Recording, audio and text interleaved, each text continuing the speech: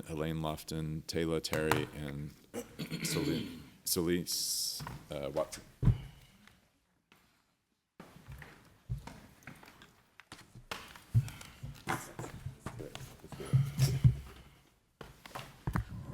Like this. Yeah, greetings. Okay for me to start? Yes, go ahead. Okay, greetings, Judge Commissioner Andy Brown. We're happy to be here today, and definitely want to thank all of you all for your continued support over the years. We're very happy that our support for the CCOST, the out-of-school time, is on the consent agenda. So I definitely wanted to start out by thanking you all for that. In addition, I just wanted to also share that the Harvest Foundation is about to go into its 20th year of being a community-based nonprofit here, City of Austin and Travis County. I wanted to run some numbers to you all, and then I'll send you all an official request. As it stands, when you take a look at all of our goals combined with the City of Austin and Travis County, our goals add up to about 3,500 clients. We're actually serving over 15,000 clients. And there is a need. I gave you all an impact booklet to take a look to see what all we are doing. When you take a look at our Harvest Trauma Recovery Center, the Harvest Trauma Recovery Center, our goal this year is 270 clients. 270 may sound low, but when you take a look at the research-based model, we're serving actually each client 16 to 32 times. But this year alone, we've served over 700 clients and still counting. And so what we wanted to do is to be able to not only talk about that, but then also talk about the food insecurities. We're working with the food bank. We don't have a contract or funding for the food bank, but in working with the food bank, we've served over 8,000 families this year and counting.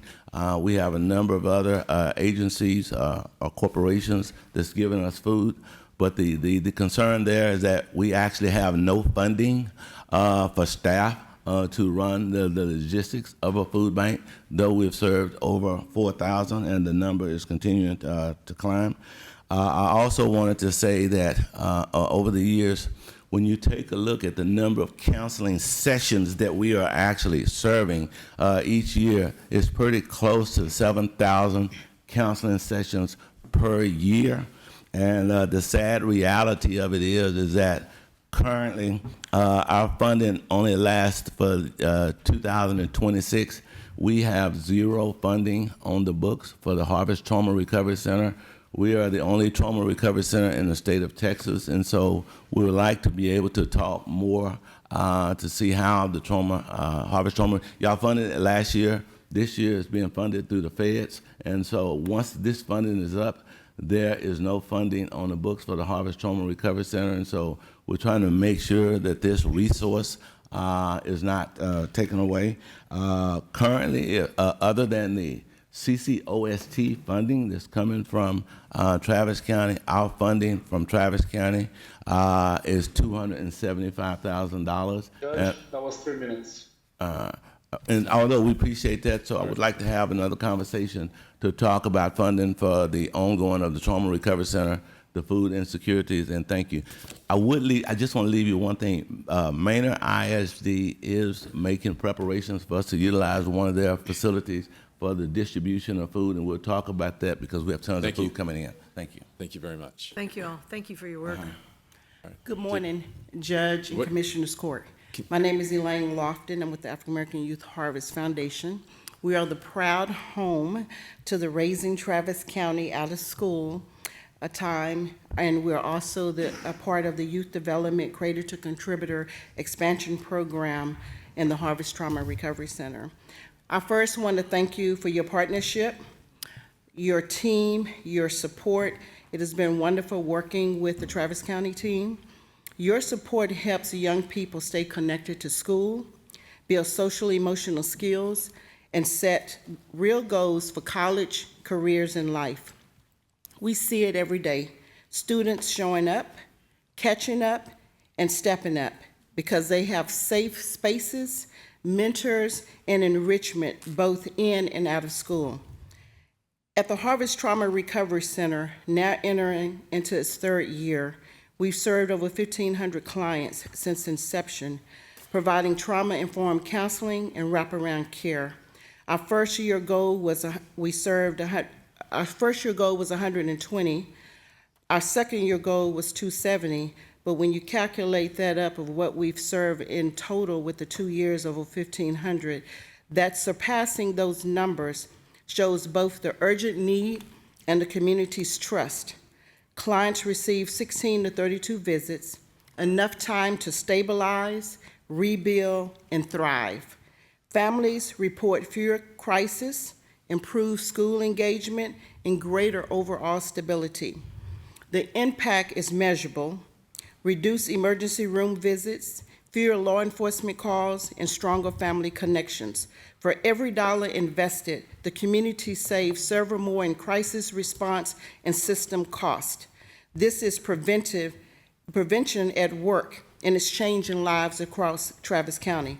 But our success also highlights the urgency. The need far exceeds our current capacity, and as short-term funding ends, family risks losing access to care that's working. We're here today not only to thank you, but to ask for your continued partnership in building a sustainable funding model so that the Trauma Recovery Center, youth development, and family stability remain permanent, not temporary, in the community. On behalf of the families we serve, thank you for believing in the power of healing, mentorship, and resilience. Thank you. Thank you. Thank you. Hi. Good afternoon, Commissioners and County Judge Andy Brown. My name is Celeste Watson. I come before you today as an African-American woman with lived experiences of homelessness and a survivor of domestic violence. I stand here as my true self, a leader, a longtime case manager, and a community advocate who has spent more than 20 years walking alongside individuals and families rebuilding their lives after displacement, addiction, incarceration, and abuse. Throughout my career, I've witnessed firsthand how trauma affects families in our community, especially BIPOC families, at-risk youth, survivors of domestic violence, and individuals re-entering society after incarceration. But I've also seen the incredible difference that culturally competent, trauma-informed, and compassionate care can make. I am living proof that it works. Working with the Trauma Center has been one of the first times I've seen true representation in action. Services designed for our people by our people, it's peer-centered, minority-led, and rooted in evidence-based approaches that build trust, promotes healing, and creates long-lasting change. Without these essential services like counseling, intensive case management, we're doing a disservice to our clients and to our community. When we have strong supportive systems in place, we show what's possible when care and connection comes together. When clients walk through our doors, they're met with client-centered planning. That means we're walking alongside of them every step of the way.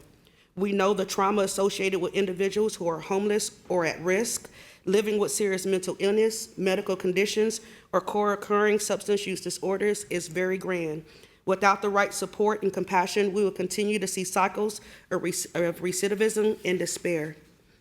By committing to our priorities, the Commissioner Court can demonstrate leadership that is compassionate, equitable, and forward-thinking. Please help us build a healthier community, more resilient, and more aware that healing and hope is possible.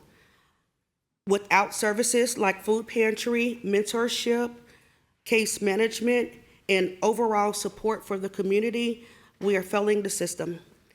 With that being said, thank you for your time and for continued support and partnership in the important work that we are currently doing. Thank you. Hi. Hello. Good morning, Travis County elected officials and everyone present. My name is Taylor Terry. I am the lead mentor coordinator of Queens to Be, a program that serves the at-risk girls and young women. And first, I would like to say thank you to our partners of Travis County and HTRC. Your support helps us stand in the gap for our children, but we do need more. Children living in trauma, living in fear, living in hunger. Children carrying burdens far heavier than childhood should ever demand. I stand here as a Black woman, a Black mother, and a community witness because I know the struggle, because I lived it. Society continues to fail us as minorities all the time. These children, They are hungry. They are scared. They are hurting. They are asking for a chance, an opportunity at life that every child deserves, a life with safety, joy, and laughter, and most importantly, possibility, not survival mode. They watch their parents cry, get upset, overwhelmed, just to give them a chance. And hear me when I say being a child should never be about surviving trauma. It should be about learning. It should be about living. Yet they do this with courage that this system cannot measure. And then I see the decisions made far from our streets, far from our homes, and far from this pain. The budgets, policies, cuts, let's call it what it is, every careless choice lands right here, on our children, our families, and on our community. HTRC and programs like Queens to Be are not just nights programs. We are lifelines. We are the bridges between trauma and healing, despair and hope. And I'll tell you now, when these lifelines break, real lives are lost. This is the Black struggle, the trauma, the hunger, the heartbreak, and then the fight. The time is now, and the responsibility is yours. This is not about charity, it's about equity. This is not about pity, it's about a partnership. And hope without action is hollow. And this is not about funding, it's about faith in action. Our kids are not a charity case, and our families are not statistics. Our communities are not broken. We are brilliant, and we are resilient. We are done apologizing for demanding what we deserve. So you either choose to act or you choose to fail them. Thank you so much for your time. Thank you. How's it going, guys? My name is Terrence Winston Hopkins. I'm one of the mentors here at the African American Youth Harvest Foundation. I also speak at 8 different schools within the Austin area, teaching about the social and emotional learning, teaching about the 6 C's of education, communication, collaboration, censorship, creativity, and character. And our whole purpose and mission is just to help our kids to be the best version of themselves and giving them every opportunity to succeed on purpose and building a mindset of resiliency.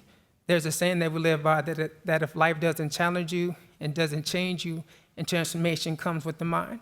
We say this many a time that the greatness of any man or any woman is their mindset, and your mindset can also be a trap if you limit yourself to thoughts of doubt and disbelief. And the only thing is, when we begin to look within ourselves and we see the best qualities within ourselves that we can establish within our youth, we realize that we are that village that can raise a child to give them every opportunity to succeed on purpose. And the thing is, there's been many times where we help our clients meet these goals. And there was another time where there was a family of 5 who were sleeping in the park, currently unhoused. And we were able to get them into a place to stay. And there was only so much that we can do for this family. Was also reaching out to you amazing people just to see if you can also help us render services to these people. And there's many different stories where we have deal with people who've been suffering from trauma. And our whole mission, our whole purpose, and whole desire is to just allow for people to see the greatness within themselves and giving them the understanding and the knowledge of them knowing that anything you put your mind to, you can accomplish it and do it. So I say all this to say thank you guys for your support and the time that you have with you amazing people. Thank you so much. Thank you. Thank you. Hi, good morning, everyone. My name is Marissa Bailey, and I stand here before you today as a proud Black and Hispanic woman, a single mother, a survivor, and a believer in the power of community. My story, like so many others, is one of resilience. I know what it means to fight for safety, for stability, and for a future where our children can grow up free from fear and full of opportunity. That's why the African American Youth Harvest Foundation means so much to me. Because when I walk through our doors, I see myself. In the faces of our young kings and queens, in the hearts of the mothers holding it all together, and in the strength of every family trying to rebuild after hardship. We serve our people, our Black and brown youth and families, through case management, rental assistance, food pantries, clothing, hygiene, and whatever we can offer to these clients. We don't just hand out help, we walk with our clients through struggles. We make sure they're seen, heard, and supported, because when one of us rises, we all rise.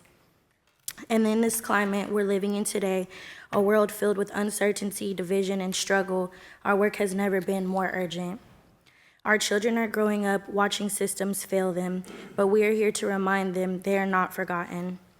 With continued Travis County funding, we can keep the promise alive. We can keep providing mentorship, education, mental health support, and most importantly, a safe space where our young people can simply be.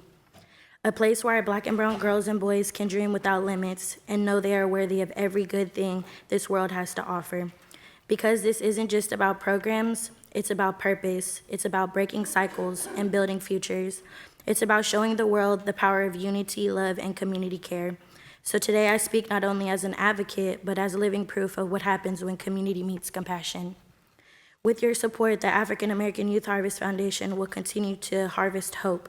One family, one child, one story at a time. Thank you so much. Thank you. Thank you. Thank you. All right, Thank you all very for your much. work.